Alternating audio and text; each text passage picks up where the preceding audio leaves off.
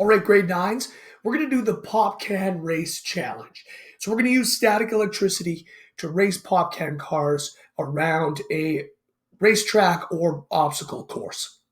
Now, as a special note, this is a bit of a bigger project. So this lesson is going to be for today's science lesson, but also the science lesson on Tuesday. So it's 2 days worth of material.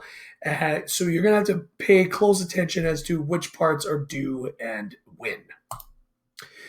The first thing you're going to do is you're going to do your second page of your children's book / Cornell Notes. This one is shorter and simpler.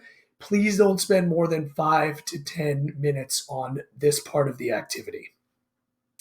For the children's book, it's real simple. Just give me the definition of law of attraction and law of repulsion, and then diagram me out an example of each. Think back to the activity that you did last lesson. For Cornell Notes, there's a couple extra definitions in there, but again, it's only a couple pages of notes. This should be real quick and simple. When you're done, same thing as last time, take a picture and submit it to your Google Classroom account. Before we get to the Pop Can Race Challenge, we got to go over a little bit of background information. So we're going to talk about charge separation. So charge separation is when positive and negative charges are separated from each other. And we've already gone over examples of this. So when you rub two different materials together, the force of friction makes electrons flow from one object to the other. So here we've got amber and cloth. You rub amber and cloth together, electrons flow from the cloth to the amber. And when you pull them apart, you've got a negatively charged piece of amber and a positively charged piece of cloth. So because one's positive, one's negative, you have a separation of charges. Now, neutral objects can also experience a separation of charges. Let's go over an example. So let's take a look at diagram number 1 here. We've got a metal ball hanging from a string. Now this metal ball is neutral. It has no overall charge. You can see that it has the same number of negative charges as positive charges, and they're all evenly distributed throughout the ball. Now number 2, let's take a negatively charged rod and hold it close to the ball, but not touching. What happens is, because of the law of repulsion, the negatively charged electrons are going to move away from the negatively charged rod. They're going to try to escape and get as far away as possible due to the law of repulsion. Now, because metal is a good conductor, meaning it allows the flow of electrons with very little resistance, these electrons are free to move away from that negatively charged rod. Now, when you look at the ball here, this has caused a separation of charges. Now there's a part of the ball that is negatively charged and a part of the ball that is positively charged. Lastly, the positively charged part of the ball is attracted to the negatively charged rod, so you can see that it's being pulled towards the rod. You can see the bent string here. If we look at our last diagram here, if you just take away the negatively charged rod, everything's going to go back to normal. The electrons are going to move back to where they were before, and you'll have an even distribution of your charges.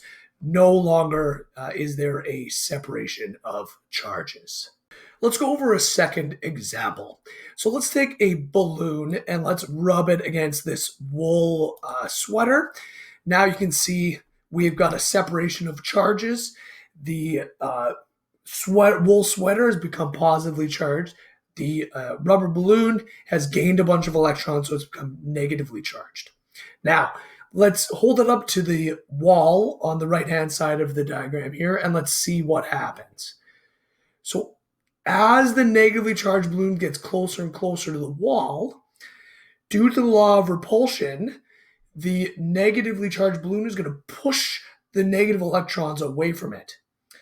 Now we've got a part of the wall that's positively charged and a negatively charged balloon. So if I just put them together, the law of attraction is going to hold those two objects together. If you want to play around with that simulation, you can find it at this link here. If you're a little fuzzy on any of the terms or need to review some of the concepts, check out these videos. They're a fantastic resource. Now, let's get to the meaty part. This is part B, the Pop Can Race Challenge. This is a great way to involve your siblings and to get really creative. So what I want you to do is I want you to design a racetrack or obstacle course. Then you're going to use static electricity to move an empty pop can, but make sure you're not touching the can with your hands or your charged object. And what you're going to have to do is you're really going to have to experiment with different materials to figure out which ones push and pull and maneuver your can the fastest. So I could explain generally how this works, but you know what? I'm going to let my 4-year-old nephew do it for me. Welcome to static electricity. Grab a pop can and a balloon, and then rub it on your hair and put it on the ground. And where you rub your hair, put it in front of the pop can. So that's how you do it. Perfect. Now here's a quick little time lapse of the example of a race that he did. So he's putting his charged balloon in front of the pop can, and it's helping it move all the way from the start to the finish line. If preschool level was a little too easy for you, go ahead and watch this video explaining the exact same thing, this time at an elementary level. What you're going to need for this activity. You're going to need something made of fur, wool, cloth, rubber or latex like a balloon, plastic rod, a glass rod, plastic wrap, and empty pop cans. Now, you're not going to have exactly these things in your house. Be creative. Find things that are similar. So you might not have a plastic rod at home, but like you got some plastic tubing or something made of plastic lying around for sure.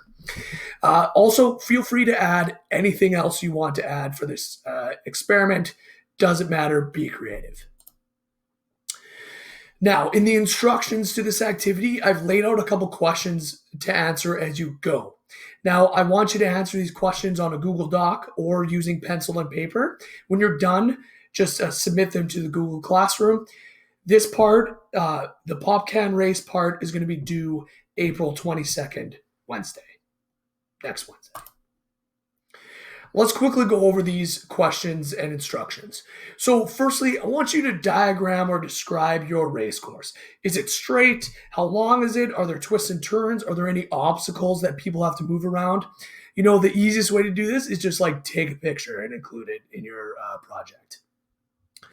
Number 2, different types of materials have a different ability holding on to electrostatic charge. So experiment with your different types of materials, rub them together in different combinations, and see which ones are able to push and maneuver your pop can car the fastest. Number 3, record your results. Who won? Who gets the bragging rights? What was your time?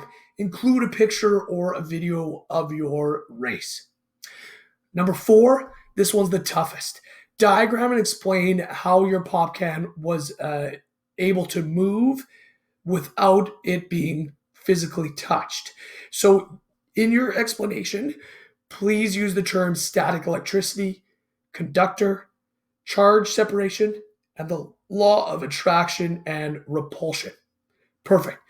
All right. So this pop can activity, get people involved, be creative, have fun, and do science.